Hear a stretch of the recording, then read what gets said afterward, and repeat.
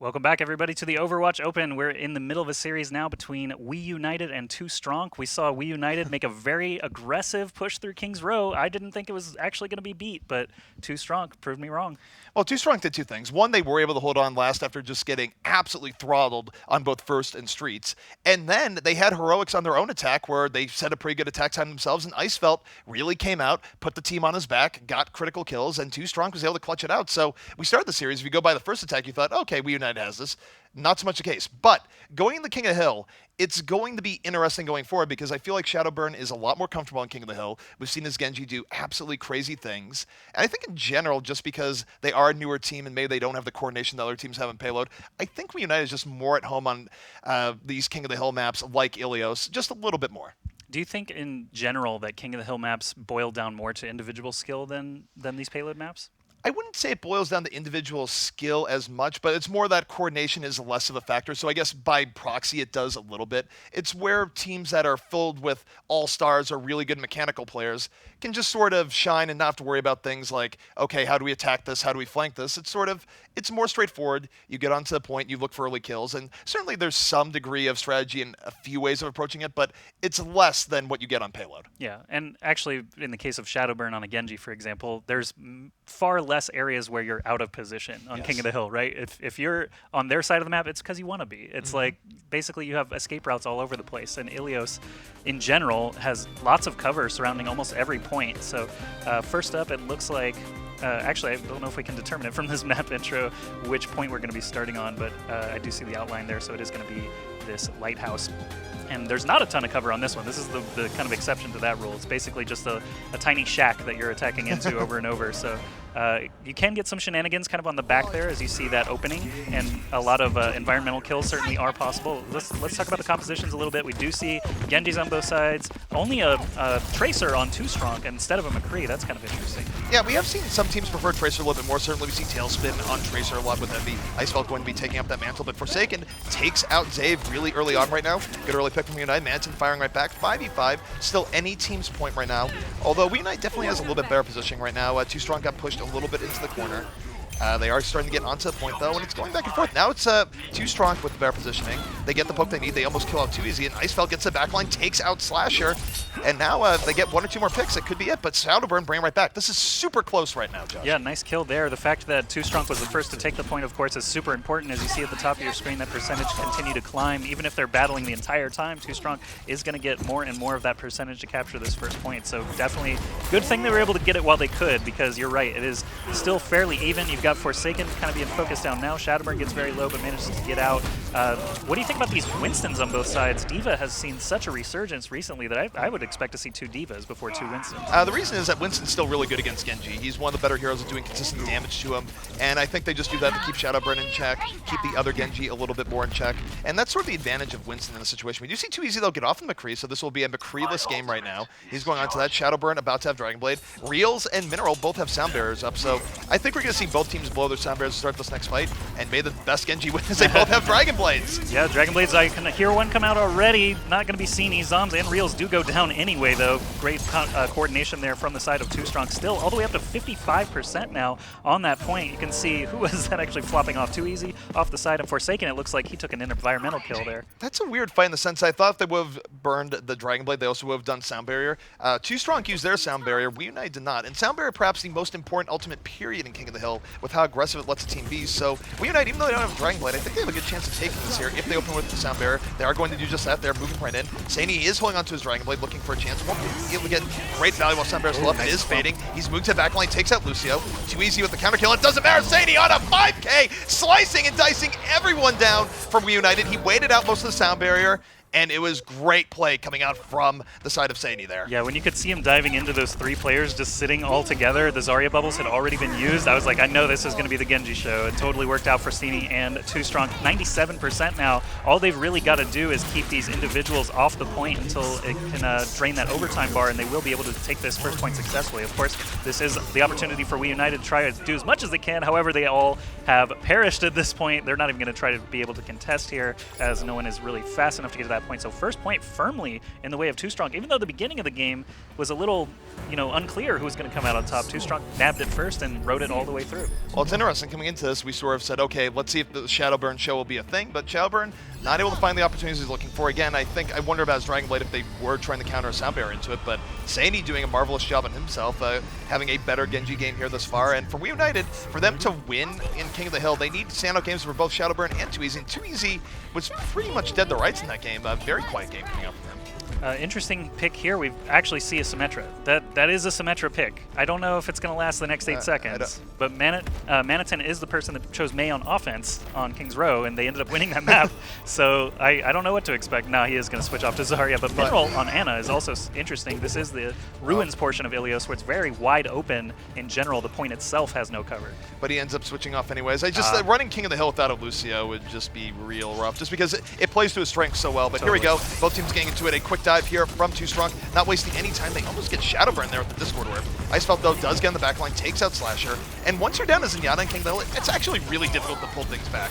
Icefeld will go down the Shadowburn, but 2STRONK more in the driver's seat right now. They pick up the final few kills, and Joshi, they're going to be getting first control at this point unless 2EASY goes full hero mode. He's trying his best. He at least gets the kill on Winston, but now Proposition is a little bit tougher here, trying to take on the Genji with the Harmony Orb plus 3 other members of 2STRONK. So kind of a tall order there for a Tracer, but at least 2EASY can continue to poke in, build that ultimate, and eventually be able to work something with that. Icefeld still on Tracer on the other side, has to be doing at least well enough to keep the team in play, and he gets the kill on 2EASY there. Sini has his Dragon Blade available, still probably looking for that clump of 3. He does whip the blade out and dashes straight in on that Lucio, does get the kill. Zoms falls shortly after, and now there's basically no targets left for him to take out. Forsaken also hopping off the map there to rejoin his team. Yeah, rough go there for WEUNITED. Upside for them, though, is that they will have Sound Barrier up a little bit before Mineral. They do have a slight window of time here. I don't know if they know they have that window of time, but if they rush in right now and they open with both Sound Barrier and Dragon Blade, they're going to be able to turn this in their favor. Very likely to do so. However, Mineral's about to have his Sound Barrier of his own, so this window's going away. The Sound Barrier does come down, though. Here comes Shadowburn from the back, looking for Mineral, takes him out. There will not be a counter Sound Barrier. 3 kills here for WEUNITED.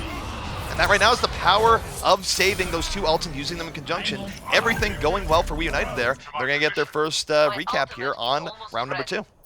Teamwork makes the dream work, finally, for WEUNITED. They finally get their first percentage at all in this King of the Hill map on Ilios, but we have an interesting positioning there from Shadowburn. He's actually playing very far forward as Genji, but he does catch the Zarya shield. He has Harmony Orb available, so he is not, super prone or anything. We got the Graviton Surge actually grabbing several members. You can see that Winston shield protecting him a little bit. Here comes a potential Dragon Blade from Sini. It doesn't look like he needs it, though, as they are cleaning up, and they will reclaim that point for 2STRONK.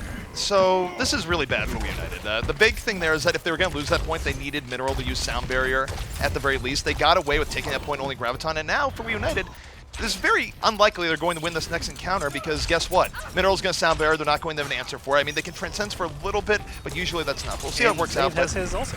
They're moving in. Here comes a Sound Barrier from the defense. Now 2STRONK, they're going to rush right in. Unfortunately, Ruster gets a little bit over aggro. Immediately taken out by Rill, so it's now 65. Effective Sound Barrier going down. They do force out the Transcendence on the side of 2STRONK. And WEUNITED's playing this really, really well right now, given how the ult situation was in the beginning. Shadowburn, here comes Dragon Blade late in the fight.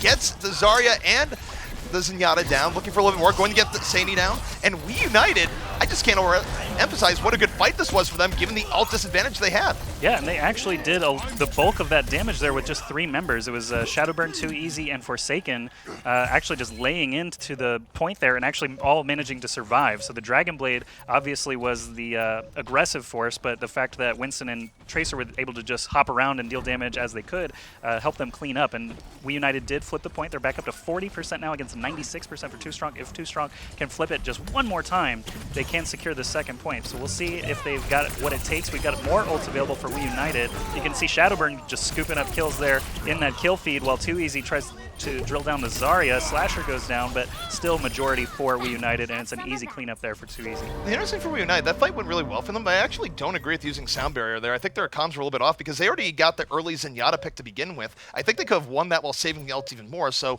it's good for WEUNITED to hold that. They have to win about a fight and a half or so to win this game. 2STRONK getting pretty low in chances here. They're not going to have a Sound Barrier up anytime soon, so still not the best chance here for 2STRONK. We'll see how things go. Really, but if this WEUNITED Dragon Blade in a stronger position. Yeah, the Dragon Blade alone can flip the whole script. Sini himself, if he can find those juicy targets. But Shadowburn's going to pull his sword out first, looking for that Zenyatta. Immediately takes him down. Graviton Surge going off in the meantime. Looks like it did help, actually, 2STRONK get a couple of kills there. Shadowburn still going crazy there, finishes off Sini, and Icefelt on the Tracer, finally getting some love from the camera. Looks like getting a couple of kills as well.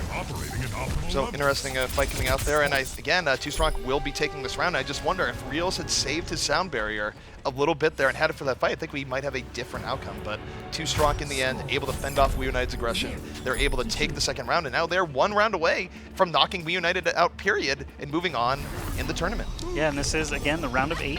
Tomorrow's cast will be the round of 4 and finals, so 2STRONK, if they do win here, will move on to day 2, and WEUNITED, as you said, would be eliminated. They'll get some points for their efforts, but will have to basically try again next time.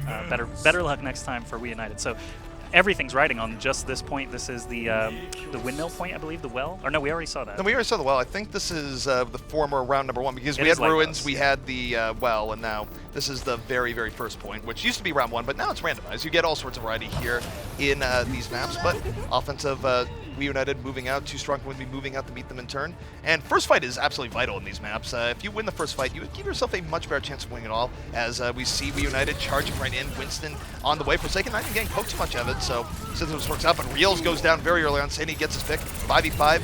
Close fight here thus far, but 2STRONK applying some big pressure now, Joshy. Right now, yeah, 2Easy's looking for the softer targets. That is going to be Zenyatta still. Even though he's got 200 HP now, he does not have that much mobility. Icefelt getting a lot of kills there. Didn't get a chance to see it, but Sini helping him clean up does help them claim the point. Again, they are the first to claim the point here in this third round, so 1%, 2% will continue to climb. And on the side of WEUNITED, looks like we're not going to get any character switches. Everyone's still sticking with what they started with, trying to build those ultimates as fast as it can. Shadowburn, nice deflect, but Winston's going to leap in on him immediately, try and get him out of there. Discord Orb flies onto him as well, and Shadowburn is going to be able to escape. 2Easy trying to get the damage that he can, has built up Pulse Bomb now. It looks like he probably will try to conserve it. Ruster goes down on the side of 2STRONK, so missing out on that tank could be an opening here for WEUNITED. Yeah, and one thing that's been really rough here for WEUNITED, and we haven't given as much attention right now, is Icefeld on that Tracer in a lot of these fights, not all of them, but enough to really decap WEUNITED, who's been able to get to the back and take out Slasher. I'm not sure if Slasher's out of position or WEUNITED just isn't doing enough to protect him right now, but one of the big factors we've seen in winning King of the Hill is keeping your Zen alive. If Zen dies early, you're not only down Discord for the damage, you're down an extra healer. It just makes things very rough, on top of just being a down player in general. So, and your Genji can't just go crazy if you lose your Zen. Yeah, and that hurts, but we do have the Graviton coming out. Sandy looking for the fall through, not even using the Dragon Blade right now, just swift striking in. That does a lot of damage, well, 50 damage to everyone involved. Still though, 2 kills from WEUNITED, 3 kills. WEUNITED bringing this right back. Wow. 23 health on that Winston as he got out of there, but then we see 2Easy fall, and suddenly WEUNITED's down to basically just dregs. They got Slasher and Reels, the 2 supports, and Forsaken, just a single Winston, not going to be able to really break through this defense here. Well, now you take a look at the next fight. Mineral will have the defensive sound barrier out for 2STRONK. WEUNITED is going to have offensive sound barrier up in a little bit, but the problem for them is that this next fight could be the last one. At 78%, things are looking very grim. WEUNITED needs to win this next fight. They're going to have to open with Transcends and hope Reels gets that ultimate fight, which he probably should. Shadowburn has Dragon Blade at the ready. Here comes Sandy, though. Defensive Dragon Blade on the way. All blades are out. Both Genji's sword fighting. Sound barrier also on the side of 2STRONK could be enough to keep them in control here. Sini staying alive through all that, does get the kill. Shadowburn eventually goes down. Zenyatta getting dashed through, and Reels is going to fall. Slasher falls shortly after. That's even though WEUNITED somehow flipped the point during that fight. I don't know exactly how that happened, but 2STRONK very, very quick to reclaim it there. And now only 10% to go. 2Easy's probably going to try to contest, as this is their tournament life, but he is going to fall. Yeah, 2Easy not going to be able to keep that going forward. There will be a few last gasp attacks around the point. It's very unlikely that WEUNITED does. It would be absolutely miraculous if they did, but fortunately they're not able to cause overtime, and this is a little bit more decisive than I thought earlier. I thought for sure this is going to be much closer between the two teams because WEUNITED has been killing it lately, but 2STRONK, after a little bit of rough start on King's Row, they brought it back, they won that map, and they came out absolutely dominant here on Ilios, a map where we thought Shadowburn was going to go crazy. But again, I'm not sure how much is Shadowburn's fault. It was a case where Icefeld was playing out of his mind on Tracer. He was able to get on the sports, both Lucio and Zenyatta, respectively, a whole lot. And of course, if you lose your Zen early in the fight, it's hard to actually stay alive. So it's one of those things where it is a team effort in Overwatch. Everyone matters. And I guess we'll just see how things go. But what we do know is that 2STRONK will be moving on to day number 2. Excellent work from them. And we're joined once again by Alex Machine. How are you That's doing? me. I'm good. I'm very good. I was expecting, I feel I just want to kind of echo what you were saying there, ZP, to start this discussion off, right? Like, I was expecting much more from the boys from WEUNITED. I mean, we sung their praises. We spent 5 minutes setting the scene for this roster, only to watch them just get shredded by 2STRONK. And I mean, I think this is where we start the discussion surrounding, you know, the long standing of the length that 2STRONK have been standing in comparison to WEUNITED. You know, you said already, this roster has been only recently they made the decision to actually pursue this as a roster. I think for a while it was just too easy and a couple of free agents trying to make something happen. I know it was within this week. Yeah. I think they made the decision officially to make this a team, pursue it, and lock in that 6. So we talk about time spent as a team, time spent as a unit. I think that's probably the discussion we should have now. Is like, okay, they've only just become a team. And have we seen any examples in your guys' casting of teams that do take a while to actually find their footing? Yes, I think Several. the best example would be NG Red, where, and even though it was roster changes involved, NG Red for a time was just really fighting to stay top 8 in NA. They weren't the most impressive of teams. I mean, they were good, but they weren't, oh my goodness, these guys could take out Cloud9 level good. Then they added Bird to their roster, which, by the way, I'll get to that. That is now broken up with a lot of draw. But timeline-wise, they had Bird to their roster. They started doing really well. They started taking games off these top teams and leveled up out of nowhere. Now Bird is not on their roster due to drama. So now I don't know where NG Red stands right now, but teams coming out of nowhere, really leveling things up. It has happened before, and Yeah, NG Red did actually have to forfeit an event recently. They, I believe it was Beyond the Summit Cup or something like that, but basically they didn't have a 6th player, so they said, sorry guys, we're just going to have to double forfeit this double elim event. Now, my question, just returning to this game in turn, was, did you realize how close that King's Row was? It was very close, right? Like, Within seconds? Like, or? it looked like that was going the way, like, if you rewind the time, it actually looked very good for WEUNITED. Like, they had, I think, coming into that just final under push. 6 minutes, they managed to push. So I thought for sure that it was going to be a tall order for 2STRONK, but then Icefelt specifically just went crazy during that game.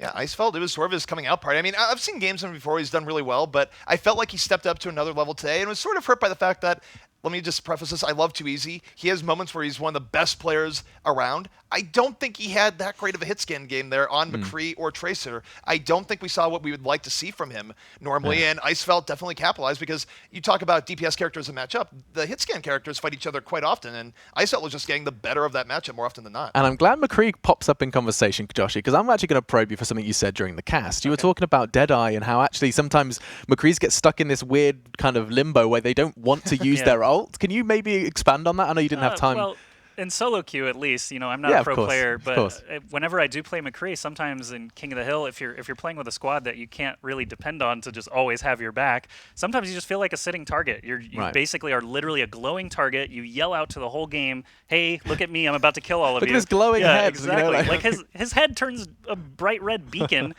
So sometimes, in solo queue, it can be difficult to ever get value for a Deadeye. But obviously, these pro teams, a little bit more coordinated. They're able to throw up the Reinhardt shields and the Zarya bubbles at necessary times. Well, the other thing, too, it also depends on when you're using the Deadeye. If you're using a Deadeye as the fight is sort of broken down a little bit, and the characters that can bop you from across the screen are dead, if the other McCree is dead, if they had a Widow, if that is dead, you don't see Widow too often. The heroes that can really just instantly punish you for popping Deadeye, if they're dead, you don't need a shield. But early in a fight, you'll see teams really... McCree's will hide behind the Reinhardt because then they can't get killed. And they'll sort of use Deadeye. Hopefully, maybe they'll catch someone off guard. They can speed boost in for a better angle. Or they could just use it to crack the other Reinhardt shield, which also is pretty effective when you do that much damage at once. Yeah, if you know you're going to break through the Reinhardt shield, you can still afford to use Deadeye. Use the whole ult. And sometimes, if you're lucky, the shield will break and you'll still pull the trigger and hit someone behind him. So you can kind of roll the dice sometimes, even though you're being kind of blocked heavily. But McCree pushes out so much damage anyway that do I really want to sit 5 seconds in this Deadeye scanning, or do I just want to keep clicking heads and killing everybody? I mean, have we seen any change? You know, from last week to this week, there was a McCree patch for anyone that's unfamiliar. They changed, I think they just changed the basically his range, his effective range a little bit. I saw a really helpful image on the internet. Did you see it of like, they just basically placed a McCree in 3 different images. You could see the actual effective range. It really was a tiny alteration, right, ZP? We're not going to see any 10 alteration. meters. It's 10 meters. It means more than it might look right off the top of it, just because it stops sort of the 2 shots from across the map that was happening a lot, where you just sort of... sort of vaguely aiming for the head, hit a Mercy in the head, get another shot when people are playing Mercy, which has been less as of late. That reins that in a bit. He's still much stronger than he was before the round of buffs because they did give him some stuff to compensate. He can shoot a little bit faster after his flashbang, and his Fan the Hammer is a bit better at just dealing out damage. The attack speed got increased. So McCree's still a threat. Still, certainly looking at hero picks wise, teams very much want to have him as part of their composition. So it's a good change. Anytime you nerf a hero and he's still getting played a lot, you've probably done the right thing. And just the final question then before you go, I've got another quarterfinal. Let me get the right. Semifinals are coming up tomorrow. Yes, there we go. Had to think about that for a second. I just want to quickly kind of clarify, with McCree being this insta-pick, we've seen him in every single game. Who's waiting in the wings? Like, who fills that role if McCree does fall out of flavor? Who are we not seeing because of McCree's popularity, Joshi? Mr. Soldier 76. Right. Yes. I think I haven't seen him in weeks. I think he's taking vacation right now. Anna came out and he's like, "You take over for a little bit. I'm just gonna hang out, go on vacation somewhere, Ilios maybe." But yeah, Soldier definitely took a huge hit just from McCree's resurgence. Cool. And that's just because of he is that consistent damage output that McCree is. Yep. Right. And the thing about 76 is that I'm sort of torn on whether or not he got nerfed. I mean, the nerf wasn't even really because I thought it was overpowered. It was because of concerns where, players, they're tapping it and maybe it could be prone to exploitation via other methods. But sure. I don't know. Players have a bad habit of overreacting to nerfs, where I think 76 still could be really good. You just have to give it a little bit of time. Jury's out. I think anytime a hero gets nerfed in one way, players just overreact. So 76, we might be seeing back without any changes. Maybe get some love. Love to see. Soldier also fits, he could fit compositions that we just haven't tested yet. McCree is very strong on his own. If someone rushes up in his face, he can flash and fan and probably get out of there. And Soldier is a little weaker to that upfront assault. And that's something we'll be talking about after our break. This idea of that there are probably things that can be tried, will be tried, and we'll be seeing more of as this game and this meta does develop. For now, we take a break. And in 10 minutes' time, we return with another quarterfinal. This one's going to be a bit of a blockbuster. We get to see Anox again, a team that narrowly missed out on that playoff spot last week, and they're going up against Rogue, a team who fell foul in the quarterfinals. For now, though, we take a break, and in 10 minutes, we'll be back with your second game.